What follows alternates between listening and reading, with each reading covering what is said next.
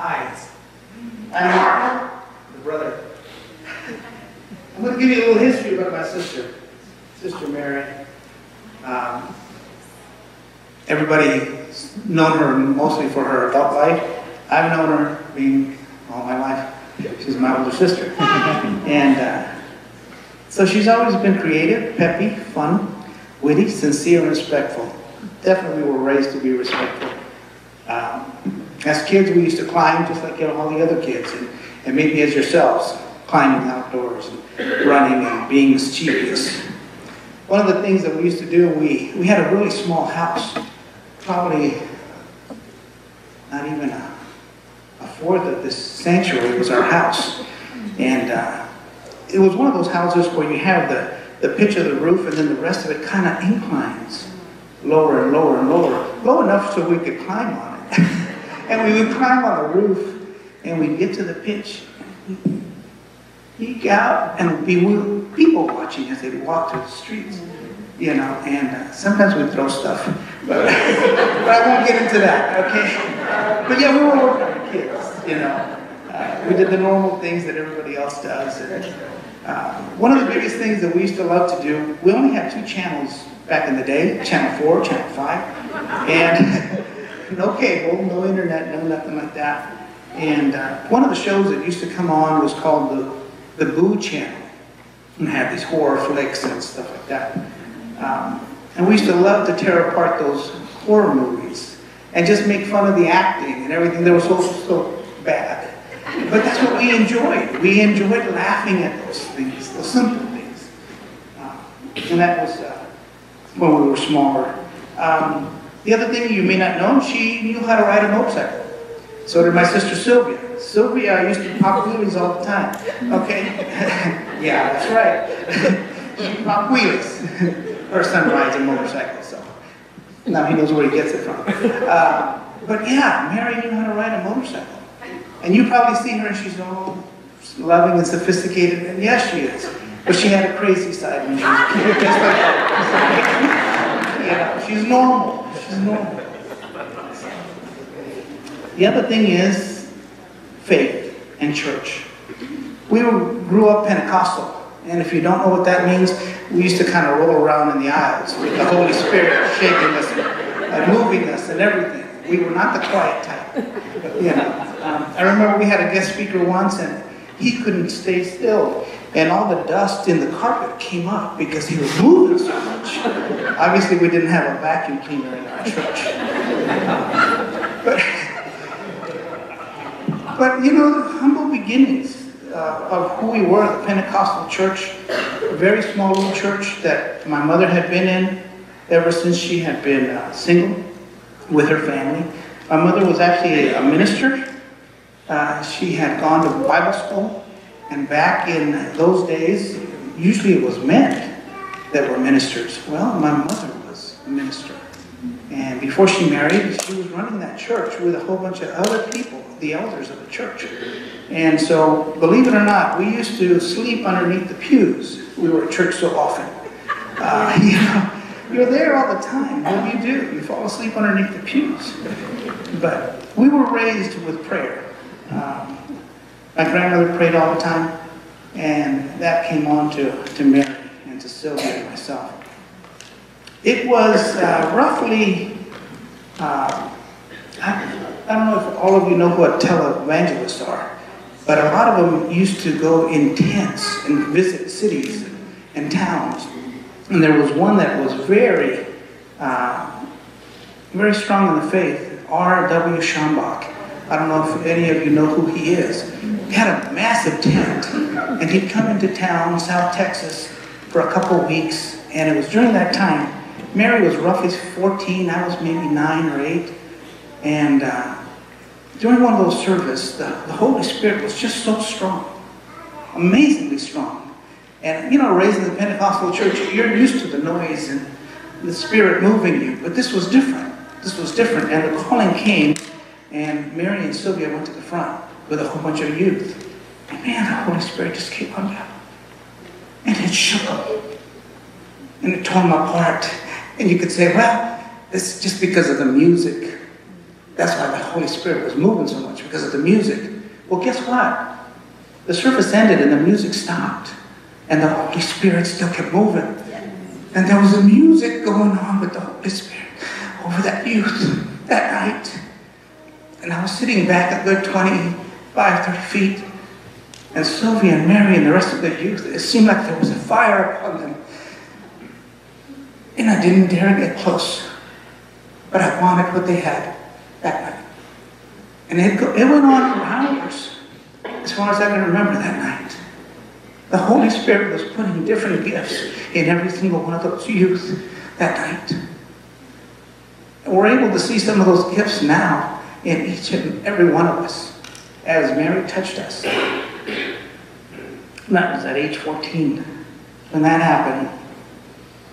Within a couple of years, our church changed so much. We ended up having a lot of Bible studies, which was unheard of. Bible studies. We ended up getting new changes, new people, new friendships, all of a sudden happening in our little church. We got a new pastor, Pastor Granado. Pastor had 2 kids, teenagers. He could finally relate to young people. You know, if a pastor doesn't have young kids, it's tougher for them to relate. And so anyhow, we started having a lot of new people, new changes. Pastor Granado was one of them with his beautiful kids. At the same time, Mom was sick and she passed away. And you would think, well, stop everything. Give up. We didn't.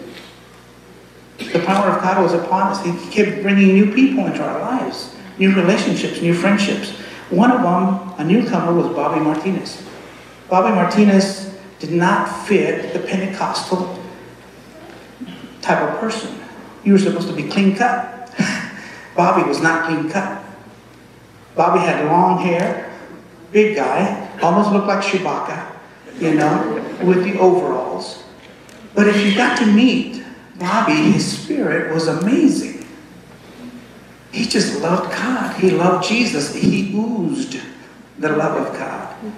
And so you know what? It didn't matter that he didn't have short hair, clean cut, and a white shirt or whatever we were supposed to be. It was God's love all over Bobby. And so it gave us a new perspective of what God can do. And instead of just doing everything in church, we started having Bible studies at the youth homes, either inside. We all had small homes. You couldn't have more than 8 people typically in there. So we'd put the chairs outside in their front yards and we'd have Bible studies in the front yard. Talk about exposing ourselves. About who we are and who we loved. And so that's what God was doing way back then in us. And if this will cooperate. The other thing that started happening is as more doors opened up, the other thing that started happening is different personalities, different people started coming into our lives. There was one personality who had a really in-depth Bible study. An amazing man who was reaching out of the realm of the local church. His name was Chap. He came into our lives. And it was roughly 3 years later that we had known him and all these new people. I was roughly in the 9th grade. Mary was in her first year at Pan Am University. That I call this the divine appointments. All those times, right before then, and then coming afterwards. What happened is our family came unraveled with my dad. It just fell apart completely. We went from one day having no home to within a few hours God had opened doors. And the doors that he opened up was with Chap and his family. And they gave us everything we needed at that moment that we needed. God prepared everything, a divine appointment. He didn't know us. When we moved in, there were 11 kids in that house. I wouldn't take somebody else if I had that many kids. Chap did. He took us in, Miss Glory did. And she trusted his decision. And we were there not for a couple days, but several months. But that was the beginning again of divine appointments. How God allowed us to then have our own place, have our grandparents live with us, and move forward. The great thing is that that was a divine appointment that I can remember. But there's so many divine appointments that you guys remember. As you met Mary, in your time of need, there were divine appointments there where she came into your lives, got to speak into you, and you got to speak into her. Because she wasn't a superwoman. She was just a child of God, doing what she was supposed to do. All right?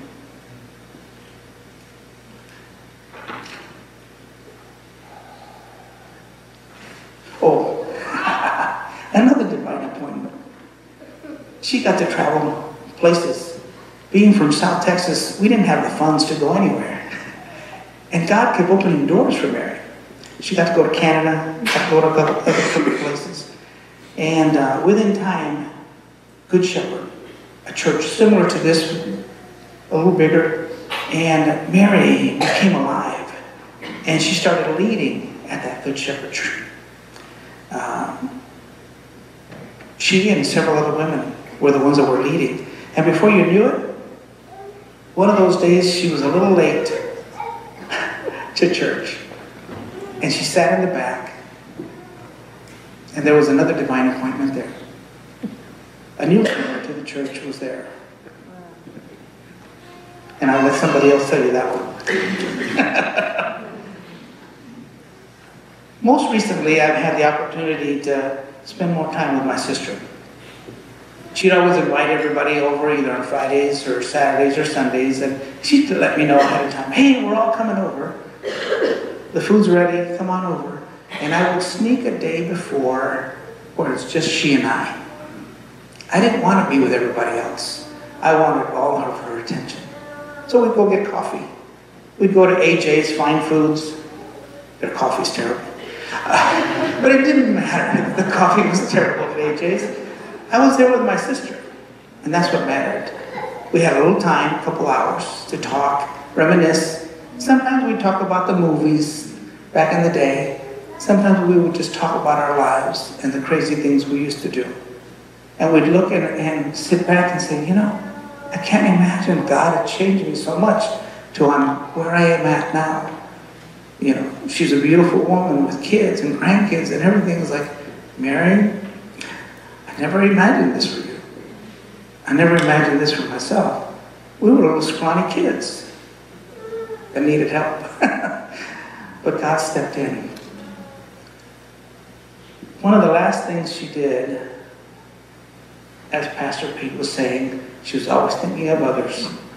A couple weeks before, we ended up going to the Mayo Clinic, and my son, his wife, and the new baby showed up with baby Hadley. And Anthony's like, I want you to meet the baby. And she meets the baby, and he's like, I'd like for you to pray over the baby. And I was thinking, 30 seconds, 2 minutes. No. She put a blessing on that baby of things that I cannot even imagine. She took the time. She was hurting so much. She didn't stop her. And she didn't stop her. She just kept going. That's what Mary was. Pouring a blessing when she should have been receiving it, she was giving it. There were many other things that Mary did, but I'll let somebody else share.